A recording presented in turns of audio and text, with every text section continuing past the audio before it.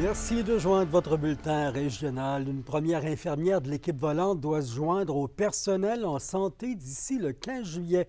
Pour le syndicat de la FIXISAT, c'est un premier pas pour répondre au manque de ressources.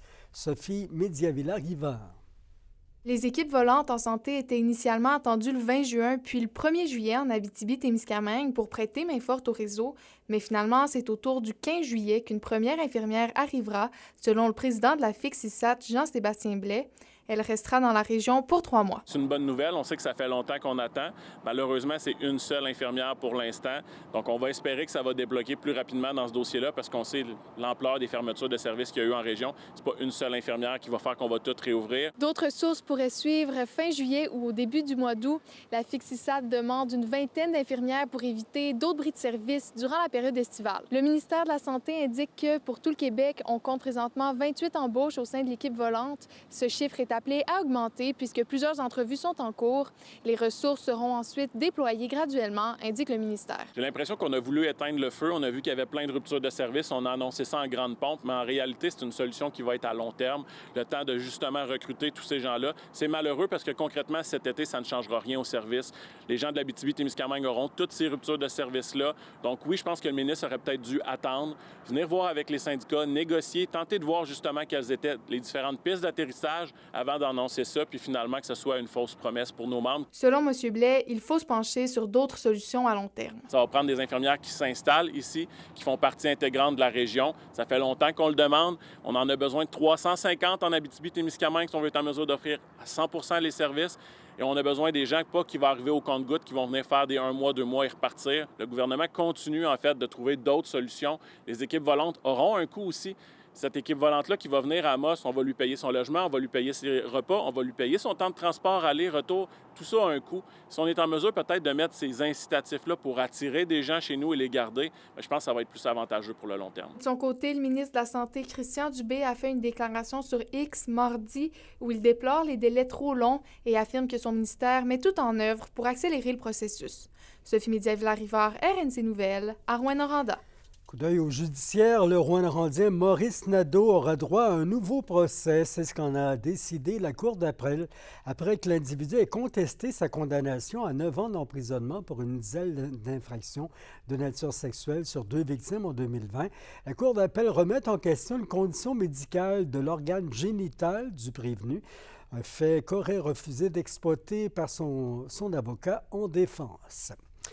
Et la connexion cellulaire évoluera dans la région. Québec annonce une seconde phase de construction de nouveaux sites.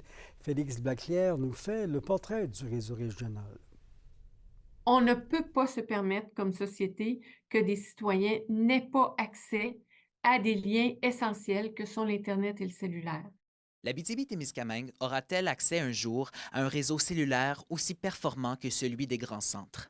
Eh bien, pour le moment, il y a un manque à gagner, puisqu'il reste plusieurs secteurs avec un faible accès au réseau dans la région, mentionne la préfète de la MRC du Témiscamingue. Notamment près de Kipawa, près du parc Opémican.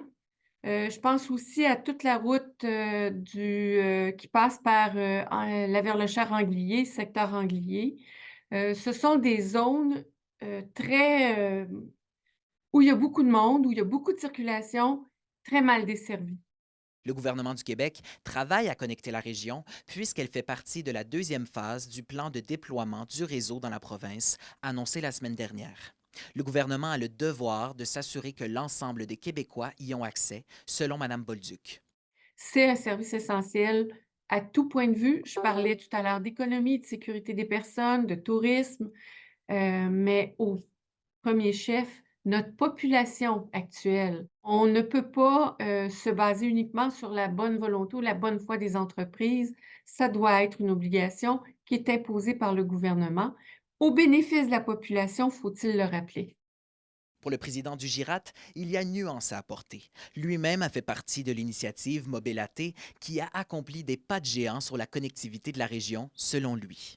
Un projet d'une hauteur de 20 millions environ là, qui a permis d'installer 32 nouveaux sites cellulaires là, partout dans la région. Quand on regarde l'étendue du territoire avec les densités de population, on ne peut pas penser nécessairement à aller couvrir chacun des chemins forestiers puis des camps de chasse. Mais je crois que ce qui est possible, c'est encore de bonifier la desserte au niveau de certains endroits où est-ce qu'il y aurait de la population à desservir, mais aussi, je pense, de manière prioritaire là, sur certains chemins. Le gouvernement du Québec confirme que les lieux exacts, compris dans la deuxième phase du déploiement du réseau, seront connus en août et que la mise en opération sera faite au plus tard le 31 décembre 2026. Félix Blaquière, RNC Nouvelles. Du plaisir en fin de semaine dans le monde du spectacle. Les soirées gala du Festival d'humour de l'Abitibi-Témiscamingue s'entament ce soir. C'est à Val-d'Or, bien sûr.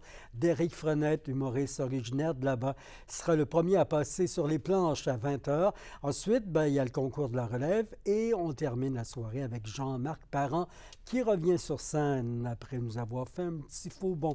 L'an dernier, il est à la Cité de l'Or, bien sûr.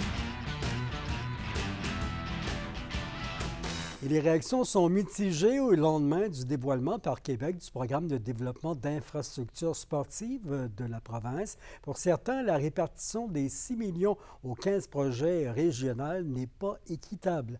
Alexis Dumont. J'étais choquée. C'est plus que déçu. Choquée vraiment de ce refus-là. C'est sûr qu'on était extrêmement déçus là, d'avoir cette nouvelle-là. Plusieurs municipalités se disent déçues au lendemain de l'annonce concernant l'enveloppe de 5,7 millions de dollars pour les infrastructures sportives dans la région. Si certains ont obtenu des sommes d'argent pour développer leur infrastructure, d'autres n'ont absolument rien reçu, comme ce fut le cas pour le complexe des eaux profondes à Ville-Marie. Ça fait 5 ans que la piscine de Ville-Marie est fermée, donc ça fait depuis ce temps-là qu'on travaille. On est un groupe de bénévoles. On travaille à faire toutes les démarches pour avoir ce genre de subvention-là parce qu'on a absolument besoin de subventions pour venir à bout là, d'aller de l'avant avec un projet de cette envergure-là. À Rouyn-Noranda, plusieurs démarches avaient été entreprises depuis quelques années afin de recevoir une éventuelle subvention pour le centre multisport. Mais aucune aide financière n'a été donnée à la ville pour les aider. Une situation qui rend la mairesse Diane Dallaire en colère. C'est un besoin essentiel pour la ville de Rouyn-Noranda. Ça faisait partie aussi de notre plan de valorisation. Et pour l'avenir, pour ce qui est de l'avenir et de l'image aussi de Rouyn-Noranda, et des besoins qui sont toujours là, toujours présents, mais ce refus-là, pour nous, n'est pas acceptable. Si pour certains, c'est la déception qui règne, pour d'autres, c'est tout le contraire. C'est à Sainte-Terre que le plus gros montant d'argent a été donné, alors que près de 2,3 millions de dollars ont été octroyés à l'aréna municipale. De quoi réjouir la mairesse de la ville. Fait qu'on a exactement eu, là, comme je dis, là, le montant qu'on a demandé. Fait que c'est pour ça qu'on est encore plus super contents, là. Fait que ça va être réaliste de pouvoir là, faire ce beau projet-là. Là. Parmi les autres grands gagnants de ces investissements, notons l'aréna Frère Arthur Bergeron à Ville-Marie qui a reçu près d'1,5 million de dollars pour le changement complet de son système de réfrigération. Également le club de curling de Lassar qui a reçu une importante somme pour des rénovations. Alexis Dumont pour RNC Nouvelles. Et la pénurie d'arbitres au hockey pourrait peut-être bien se résorber dans la région. Justin Saint-Pierre, qui est un ancien arbitre de la LNH, débarque avec son camp de formation en fin de semaine. Ça se passe à l'aréna Jacques-Lapierrière à Rouyn-Noranda. Grande première en Abitibi-Témiscamingue. 47 futurs arbitres de 12 à 50 ans bénéficient de la formation tant physique que mentale. Ben oui, le ciel a grisonné un peu aujourd'hui. Malgré tout, on a à peine 30 de risque d'averse ce soir puis la nuit qui vient. Minimum de 13 à 15 degrés. Samedi, soleil et nuages en alternance. Maximum d'un bout à l'autre de la région à 25. Du beau temps dimanche avec un maximum entre 27 et 28. Bref, une excellente fin de semaine. C'était vos infos régionales. Merci de votre présence. Ça grouille de petites familles au terrain de soccer du quartier Évin à Rouyn-Noranda en cette fin de journée. Ce sera le cas aussi demain de 9h30 à 14h30. C'est l'organisme Le Pont qui offre son activité familiale. On y trouve pas moins d'une vingtaine d'impressionnants jeux gonflables. Vous les voyez, d'excitants jeux mécaniques aussi et tout un mur d'escalade. On y amasse des fonds pour la réadaptation et l'intégration sociale des gens aux prises avec des problèmes de santé mentale. Bon week-end!